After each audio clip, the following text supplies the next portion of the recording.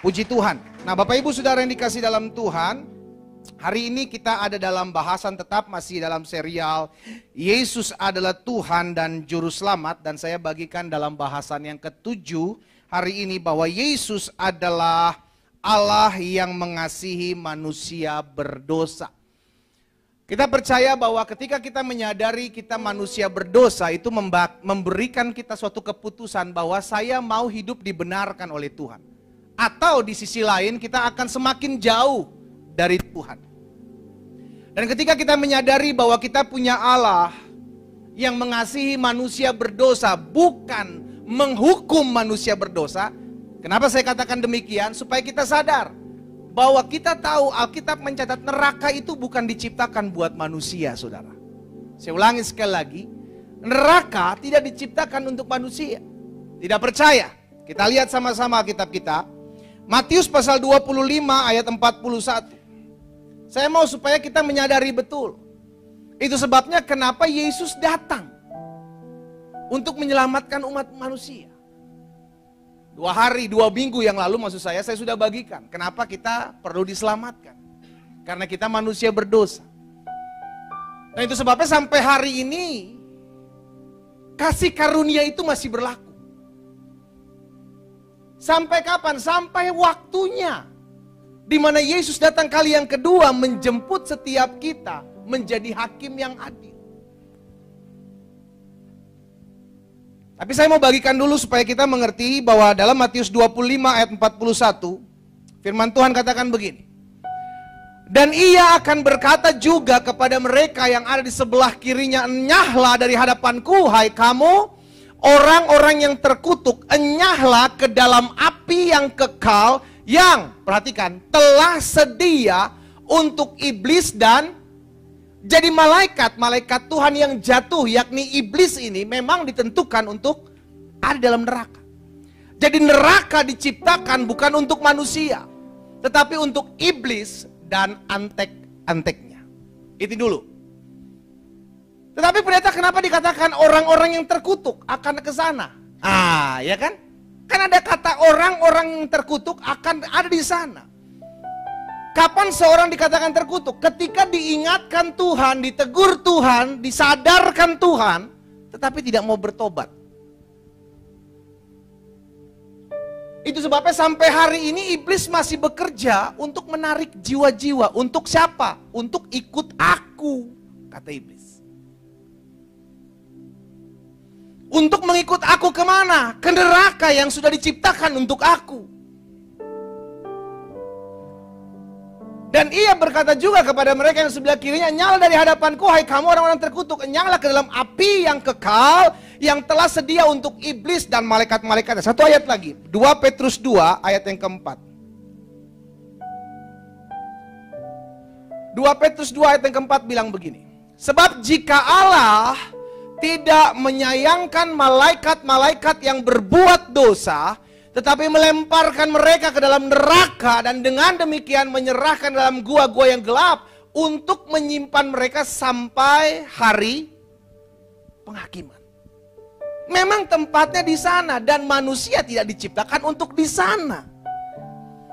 Why? Karena manusia diciptakan segambar serupa dengan Allah. Tempat manusia bukan di neraka, tempat manusia ada bersama-sama dengan Allah. Itulah destiny awal di Taman Eden.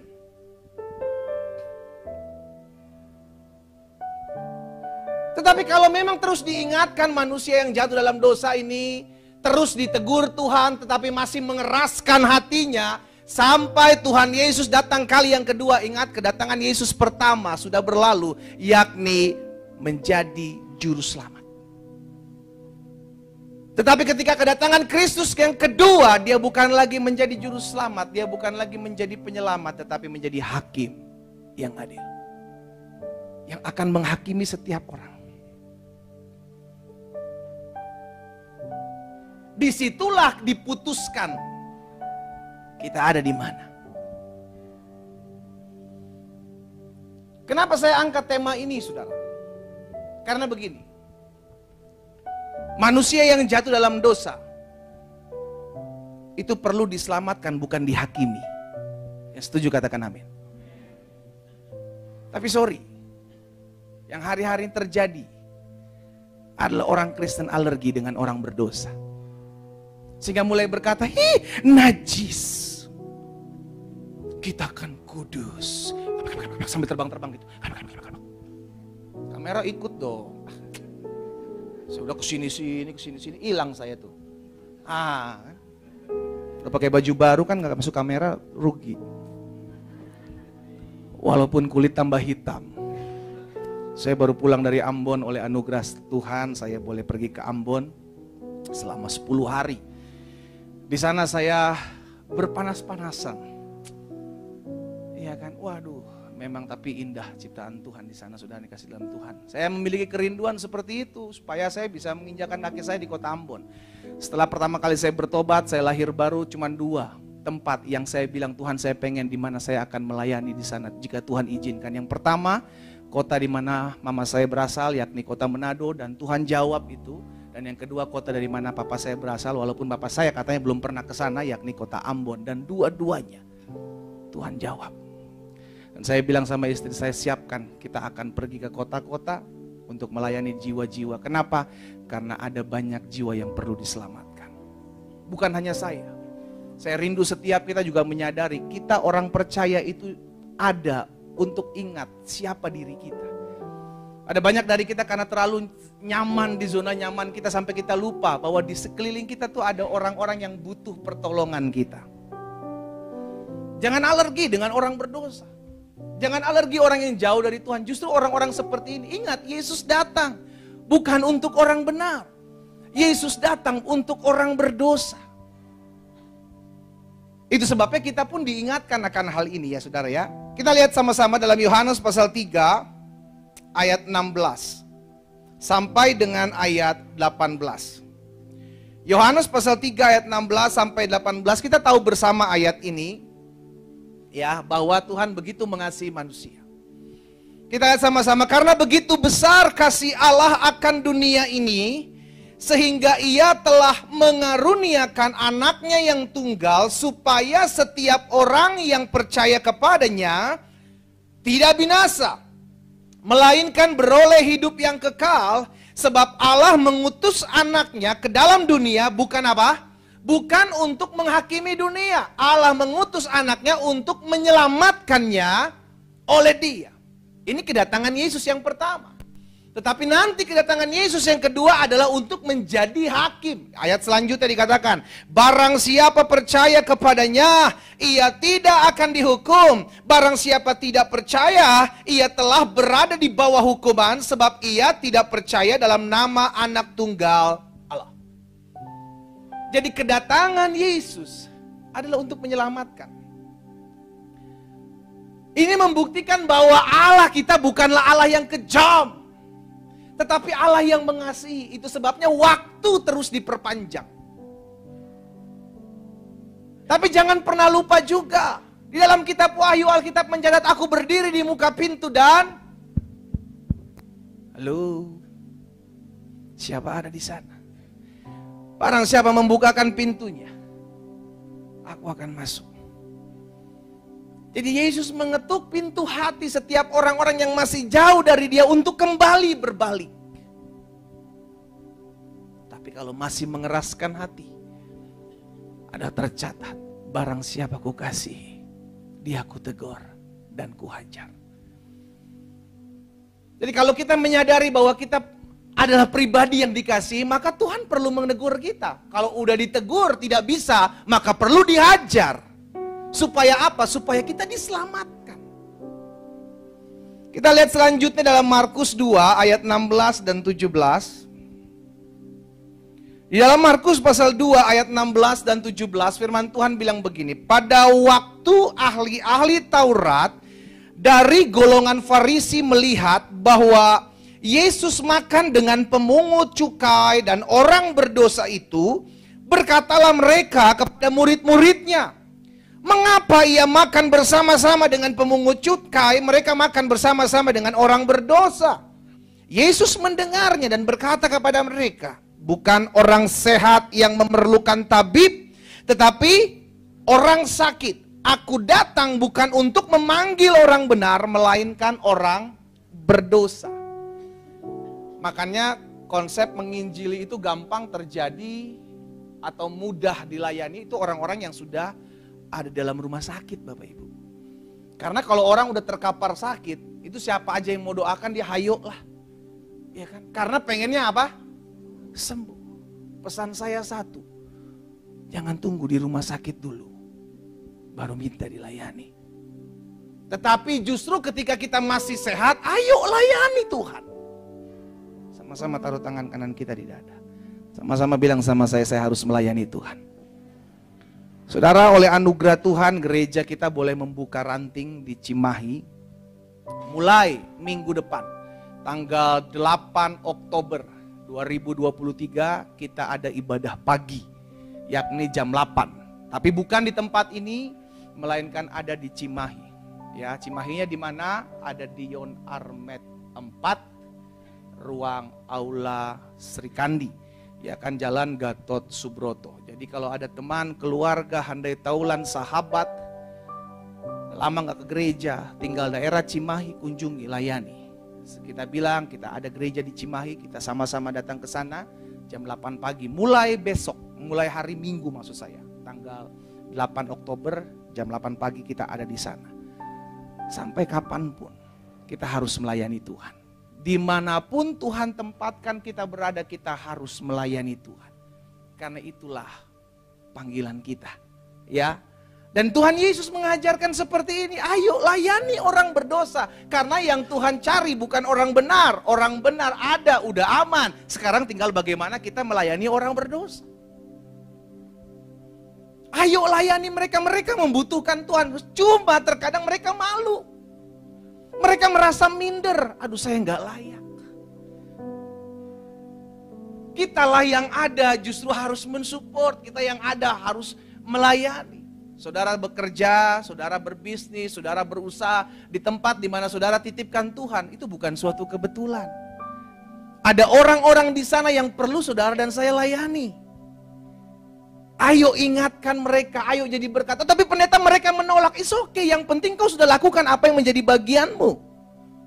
Mereka mau menolak, mereka mau menerima, mereka tidak menerima, itu bukan urusan kita. Yang penting bagian kita adalah menabur benih kebenaran bagi mereka. Karena memang ada kalanya mereka menolak, karena mereka belum butuh saat engkau menyampaikan. Tapi ada waktunya mana mereka akan butuh, disitulah engkau akan memenangkan jiwa. Amin. Kita punya Allah yang mengasihi jiwa-jiwa berdosa, saudara. Itu sebabnya di dalam Yehezkiel, coba lihat, Yehezkiel pasal 33 ayat 11. Di dalam Yehezkiel pasal 33 ayat 11, firman Tuhan bilang begini. Katakanlah kepada mereka, demi aku yang hidup, demikian firman Tuhan, aku tidak berkenan kepada kematian orang fasik, melainkan aku berkenan kepada pertobatan orang fasik itu dari kelakuannya supaya dia hidup. Ini belas kasihan Tuhan. Tuhan gak berkenan kepada kematian orang fasik, orang berdosa. Tuhan gak mau. Yang Tuhan mau adalah pertobatannya. Itu sebabnya dia bilang, bertobatlah, bertobatlah dari hidupmu yang jahat itu. Mengapa kamu akan mati, kaum Israel? Masih banyak di luar sana yang perlu pertolongan saudara dan saya. Karena kita merasakan dulu kita pun manusia berdosa kok. Kita dilayakkan. Ayo kerjakan bagian kita. Dimanapun saudara ditempatkan Tuhan, di luar sana ada begitu banyak jiwa yang sedang kering. Karena hari-hari ini semakin dekat. Kita mau turut terlibat dalam penuaian jiwa di akhir zaman. Amin. Nah, saya pelajari begini, kenapa sih Allah perlu mengasihi manusia berdosa? Bukankah dia Allah yang harus menghukum manusia berdosa? Saya pelajari yang pertama, Allah perlu mengasihi manusia berdosa karena kasih menutupi banyak sekali dosa. Tetapi kalau dosa hanya dihukum, maka tidak akan pernah ada pertobatan. Kasihlah yang dapat membalut dosa. Makanya Alkitab katakan dalam 1 Petrus pasal 4 ayat 8. 1 Petrus pasal 4 ayat 8 bilang begini. Tetapi yang terutama, kasihilah sungguh-sungguh seorang akan yang lain, sebab kasih menutupi banyak sekali dosa. Jadi kalau orang berdosa, jangan kau hakimi, engkau harus kasih. Kenapa? Karena dengan kau mengasihi, dia akan dilawat. Saudara, ketika kita pelayanan di Ambon, kita pergi menyeberang ke Pulau Seram. Di Pulau Seram itu dalam sebuah pedalaman, ada suku yang bernama suku Naulu. Ya, suku ini belum mengenal Tuhan. Atau istilah mereka itu agama suku namanya. Dan mereka alergi, dalam tanda kutip, dengan semua agama. Karena di Ambon ada dua agama besar, yakni agama Kristen dan agama Muslim, yang berusaha memenangkan jiwa mereka, tapi mereka udah ada blok. Kenapa? Karena mereka ngelihat contoh. Di tahun 99 terjadi pembantaian besar di kota Ambon, antara Muslim dengan Kristen. Di sana mereka lihat, kalian menyebut diri kalian bertuhan, tapi kalian kelakuan mirip binatang. Saling membunuh, saling menyerang, saling memotong. Mulai dari saat itu, mereka menutup diri terhadap penginjilan. Baik dari agama Muslim maupun agama Kristen. Karena mereka berlihat begini, lu gak usah ngomong tentang Tuhan sama gua. Gua yang tidak bertuhan menurut lu aja kelakuan gua lebih manusiawi dibanding lu yang ngomong tentang Tuhan. Ngerti sampai sini saudara? Itu membuktikan bahwa kita nggak bisa jadi terang. Akhirnya saya bersama-sama dengan tim, kita masuk bukan membawa nama agama. Kita masuk membawa dengan perbuatan baik. Karena agama mereka tentang Tuhan yang kita kenalkan mereka tolak, maka kita masuk dengan perbuatan baik. Kita bantu orang-orang di sana, kita buat ini, kita buat itu, kita kerjakan ini, kita kerjakan itu, yang membuat mereka terberkati. Kenapa? Itulah yang membuka mereka, hati mereka untuk percaya. Oh, ternyata perbuatan baik mereka masih ada. Bukankah itu yang Yesus katakan? Hendaklah perbuatan baikmu dilihat semua orang, supaya Bapa dipermuliakan. Jadi kalau saudara berbuat baik, bukan supaya kita dimuliakan, tapi supaya Tuhan yang dimuliakan. Jadi kalau engkau mau buat baik, buat baik. Ada banyak dari kita, bagaimana saya menginjil ya pendeta? Kalau engkau tidak belajar untuk menginjil, engkau tidak bisa untuk menginjil, oke, lakukan perbuatan baik. Ketika orang menanyakan tentang perbuatan baik, disitulah engkau memperkenalkan Kristus. Amin. Ada banyak dari kita kan gak bisa banyak ngomong tentang Kristus. Masuklah dengan perbuatan baik.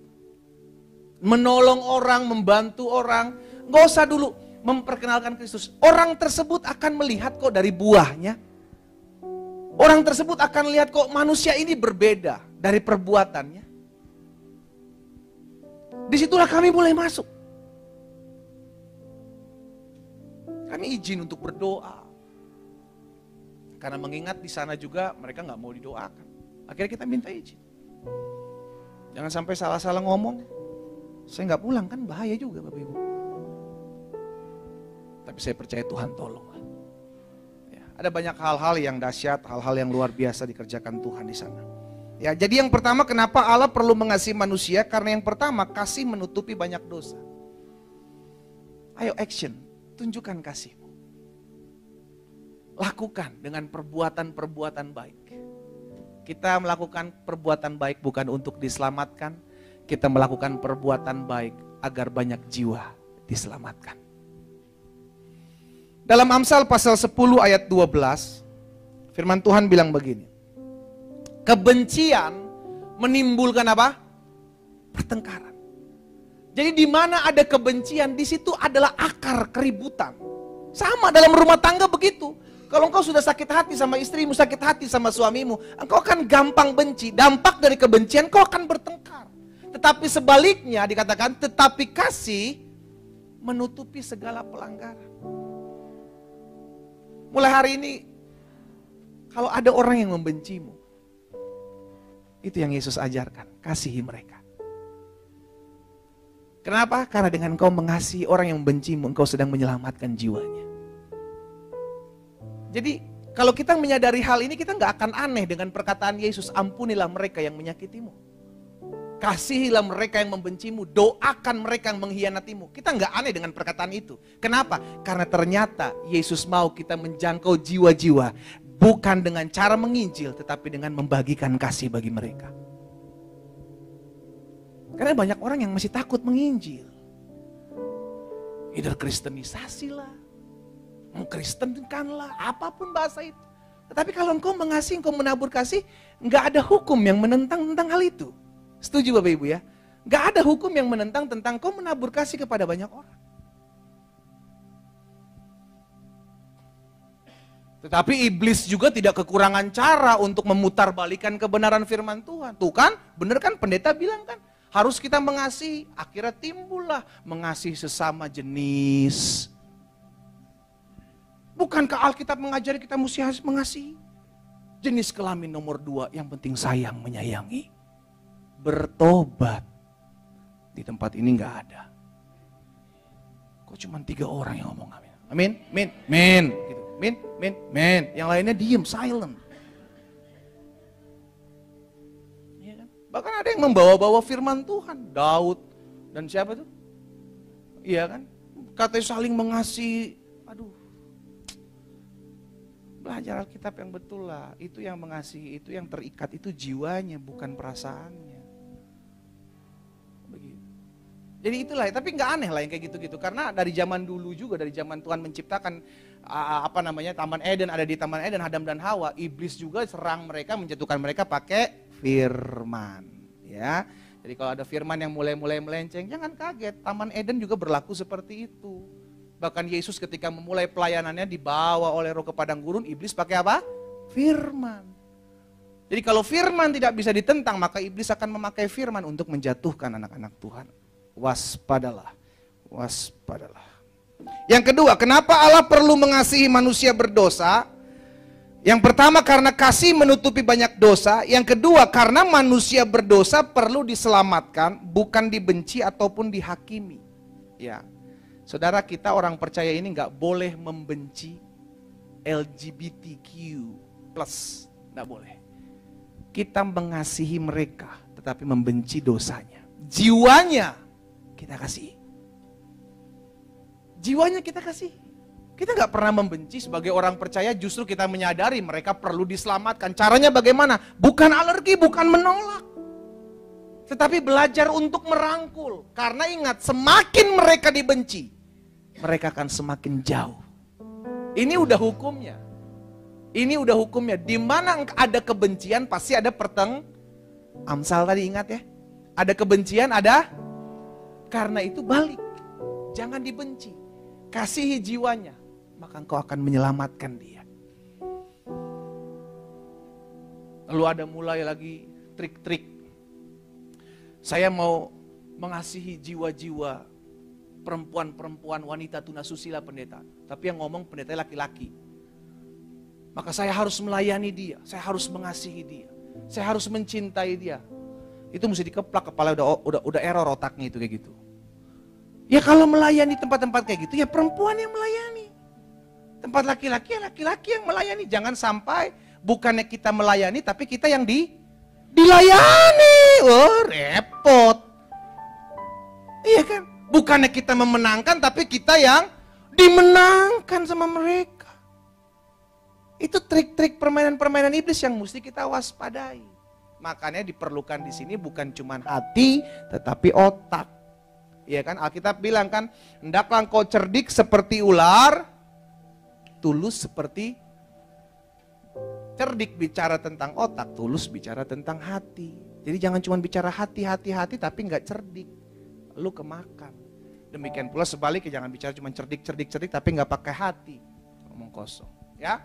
Jadi yang kedua, kenapa Allah perlu mengasihi manusia? Yang pertama karena kasih menutupi banyak dosa. Yang kedua karena manusia berdosa perlu diselamatkan, bukan dibenci ataupun dihakimi. Tuhan kita adalah Tuhan yang selalu beri kesempatan.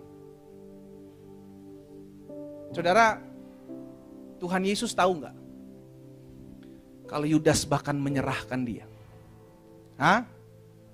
Kenapa Yudas tetap dipilih sebagai murid Yesus? Itu yang pertama. Yang kedua, Tuhan tahu nggak kira-kira Saul bakal menjadi pengkhianat? Atau Saul nggak akan menjadi pribadi raja yang nggak dengar-dengaran sama Tuhan? Tuhan tahu nggak?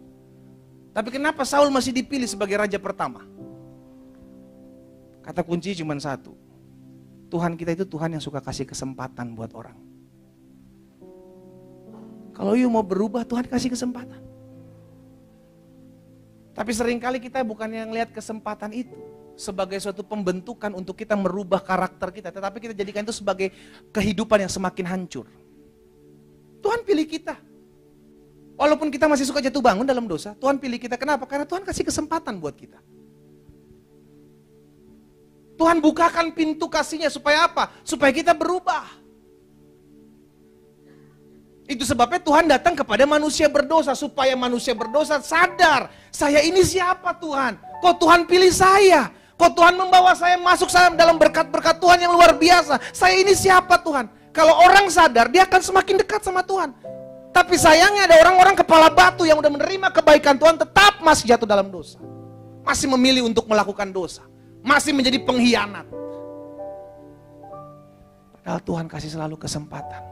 Bukan cuma kesempatan pertama, kesempatan kedua, kesempatan ketiga. Kesempatan itu tetap terus berlangsung selama penghulu malaikat belum meniupkan sangkakala. Tiup, selesai. Kita masih dikasih kesempatan. Karena itu ayo, kita rindu memberikan yang terbaik. Ayo, jangan lagi bermain-main dengan dosa ya. Kenapa Allah perlu mengasihi jiwa-jiwa manusia-manusia berdosa? Yang pertama karena kasih menutupi banyak dosa. Yang kedua karena manusia berdosa perlu diselamatkan, bukan dibenci ataupun dihakimi. Yang ketiga, kenapa Allah perlu mengasihi manusia berdosa? Karena Allah mau mengembalikan rencana awal yang ada di Taman Eden. Manusia diciptakan untuk berfellowship dengan Allah, bukan dilemparkan ke dalam neraka. Itu sebabnya dari awal sebagai pendahuluan tadi saya catat begitu. Neraka diciptakan bukan untuk manusia. Neraka diciptakan untuk iblis. Malaikat-malaikatnya yang memberontak. Tetapi kalau engkau mau mengikuti mereka, engkau akan jadi sama dengan mereka dan engkau akan dikirim ke sana. Tapi awal mulanya tidak diciptakan untuk manusia. Karena manusia diciptakan untuk berfellowship dengan Allah. Kita lihat di dalam Kejadian pertama ayat 27. Kejadian 1 ayat 27. Maka Allah menciptakan manusia itu menurut gambarnya. Menurut gambar Allah diciptakannya dia, laki-laki dan perempuan diciptakannya mereka. Ini gambarannya. Kenapa diciptakan serupa dan segambar? Karena memang itu yang menjadi keinginan Tuhan. Supaya ada di sana, berfellowship dengan dia di sana. Bahkan coba lihat sama-sama Yesaya 43 ayat 7. Yesaya 43 ayat 7 bilang begini. Semua orang yang disebutkan dengan namaku yang kuciptakan untuk kemuliaanku, yang kubentuk dan yang juga jadi manusia diciptakan untuk kemuliaan Tuhan, bukan untuk dilemparkan ke dalam api neraka. Tetapi manusia yang tersesat inilah yang pada akhirnya nanti mengikuti perbuatan-perbuatan iblis dan antek-anteknya, yang kalau dikasih kesempatan tidak berubah, kalau dihajar tidak mau berubah, juga akan sama seperti apa yang akan iblis dapati. Itu sebabnya masih dikasih kesempatan. Kan kita mungkin pernah dengar gini ya, pendeta, saya tuh udah ikut Tuhan sungguh-sungguh, tapi kok saya belum lihat jawaban Tuhan ya. Itu ada orang yang hidupnya mabok-mabokan, jauh dari Tuhan, nipu orang aja. Tetapi kok seakan-akan hidupnya diberkati ya. Kita mungkin pernah ngalamin hal itu saudara. Kita mungkin pernah ngelihat, bahkan itu mungkin tetangga kita di depan rumah kita. Wah, kenapa Tuhan? Saudara dikasih dalam Tuhan, Tuhan kita adalah Tuhan yang selalu memberikan kesempatan dan kemurahannya. Tetapi kalau kita masih mengeraskan hati kita, ada waktunya di mana masa hidup kita itu habis. Tetapi sampai hari itu kalau tidak berubah, maka terpaksa kita mengikuti apa yang sudah menjadi rules-nya, peraturan permainannya Tuhan. Kita ada dilemparkan kemana? Kita sudah tahu. Itu sebabnya kita mesti menyadari hal ini ya. Setiap kita harus di-reset pabrik sama Tuhan. Supaya apa? Supaya kita menyadari bahwa tujuan saya diciptakan sebagai manusia itu untuk bersama-sama dengan Tuhan dalam kemuliaan Tuhan. Bukan ditempatkan di neraka. Karena itu saya perlu menyadari hal ini. Saya perlu mendekat sama Tuhan. Saya mesti berubah. Jangan lagi jatuh bangun. Dan yang apa-apa lah, Tuhan kan pemurah. Tuhan kan mengampuni. Yes. Tetapi apa yang kau tabur akan kau tuai. Itu udah hukumnya. Apa yang kau buat akan kau nikmati. Itu udah rules-nya. Gak bisa enggak. Ya, 3 hal ini saya bagikan buat setiap kita untuk kita menyadari kenapa Allah perlu mengasihi manusia berdosa. Nah, selanjutnya pertanyaannya adalah begini. Statementnya adalah begini. Karena kita memiliki Allah yang mengasihi manusia berdosa, kita sadarkan bahwa kita punya Allah yang mengasihi manusia berdosa, bukan membenci. Karena itu, yang pertama, saya pun harus melakukan hal yang sama. Mengasihi manusia berdosa, bukan membenci manusia berdosa. Itu dulu yang ada dalam hati kita. Jangan sampai kita jadi orang-orang Kristen, orang-orang percaya yang alergi terhadap orang-orang yang suka ngomongin orang, yang suka ngejahatin orang. Justru kita mesti kasihan. Sama-sama bilang sama saya harus miliki belas kasihan. Motor penggerak dari pelayanan Yesus adalah belas kasihan. Tanpa belas kasihan kita nggak bisa lihat jiwa-jiwa itu perlu diselamatkan. No. Yang ada hanyalah kebencian, sakit hati, dendam. Tahukah saudara? Bukan suatu kebetulan ada orang yang mengkhianatimu. Bukan suatu kebetulan ada orang yang membencimu, merugikan hidupmu, menyakitimu. Bukan suatu kebetulan. Tuhan mau engkau menjadi berkat buat mereka. Tetapi iblis tidak akan tinggal diam. Dia akan terus mengintimidasi engkau dan berkata, tuh lihat orang itu udah jahat. Masa engkau mau mengampuni dia? Akhirnya kita kemakan omongan iblis. Karena kita tidak tertanam dalam firman. Kita lupa bahwa yang kita pentingkan adalah egonya saya. Saya udah disakiti pendeta. Saya udah dihianati Pak. Saya udah dikecewakan Pak. Baik sama suami saya, istri saya, tetangga saya, orang tua saya, anak-anak saya, keluarga saya. Saya dihianati. Saya sakit Pak, saya sakit. Muka saya malu, saya taruh di mana muka saya? Ya situ aja muka lu, jangan kemana-mana. Ada banyak dari kita terlalu menyakiti diri sendiri sampai kita lupa. Bukan suatu kebetulan engkau disakiti mereka. Engkau kan sudah diselamatkan nih. Engkau sudah tahu kebenaran. Ya sekarang coba lakukan kebenaran firman. Ingat, kebencian hanya menimbulkan apa tadi? Pertengkaran. Tetapi sebaliknya kasih mempersatukan, kasih mengampuni banyak dosa. Saudara, kita bersyukur. Karena kita tuh orang-orang yang sudah diampuni. Suatu kali Yesus memberikan perumpamaan tentang pengampunan kepada Petrus. Petrus bilang sama Yesus, Guru, harus berapa kali saya mengampuni orang-orang yang berbuat salah sama saya? 7 kali. Yesus bilang apa? Bukan. Yesus bilang 70 kali 7 kali. Setelah itu Yesus tutup dengan sebuah perumpamaan. Ada seorang yang berhutang 10.000 talenta kepada seorang raja. 10.000 talenta itu susah untuk melunasinya Bapak Ibu. Dia nggak tahu, nggak bisa. Berapa sih 10.000 talenta? 10.000 talenta itu kurang lebih ya. Jadi kalau satu talentanya itu 6.000 dinar. Satu talenta, ini kita sedikit matematika dulu nih ya. Satu talenta itu 6.000 dinar. 1 dinar itu 1 hari upah bekerja seseorang. 10.000 talenta, lalu kali aja tuh. Totalnya 60 juta dinar. It means 60 juta hari lu bekerja. Berapa tahun? Lalu hitung lagi sendiri. Dengan kata lain, seumur hidup lu gak akan bisa ngelunasi hutang itu. Itu seorang yang berhutang kepada raja. 10.000 talenta. 60 juta dinar. 1 dinar, 1 hari kerja upahnya. Diampunilah sama raja. Oke, kamu tidak bisa melunasi, oke. Saya ampuni. Orang ini pulang. Tiba-tiba orang ini ketemu dengan seseorang yang berhutang sama dia. Berapa hutangnya saudara? 100 dinar.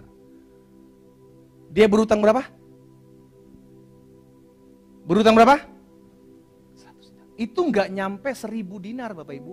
Apalagi 6000 dinar yang adalah 1 talenta. Itu nggak nyampe 1 talenta hutang dia kepada orang ini. Orang ini berhutang sama dia, nggak nyampe. Tiba-tiba dia kejar utang ini, dia serang, dia apa segala macam. Raja itu dengar, maka diambilnya dia. Hei orang yang nggak tahu diri, utangmu 10.000 talenta, aku ampuni. Masakan engkau yang orang yang memiliki utang yang tidak ada setengahnya, bukan setengahnya kali, 1/10 juga nggak ada kali. Itu engkau tidak mau mengampuni. Saudara, itu gambaran orang zaman sekarang. Kita ini orang Kristen ini orang yang sudah menerima pengampunan dari Tuhan. Ingat ya, 2 minggu lalu saya sampaikan bahwa dosa itu sama dengan hutang. Masih ingat ya Bapak Ibu ya? Dosa sama dengan apa? Hutang. Engkau seorang yang berhutang, tiba-tiba hutangmu diampuni oleh Tuhan, dibayar sama Tuhan Yesus di atas kayu salib.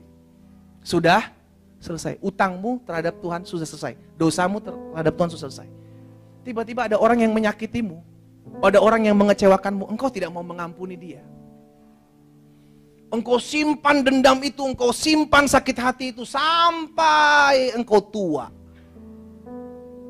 Pendeta, sorry ya, saya gak akan pernah mengampuni dia.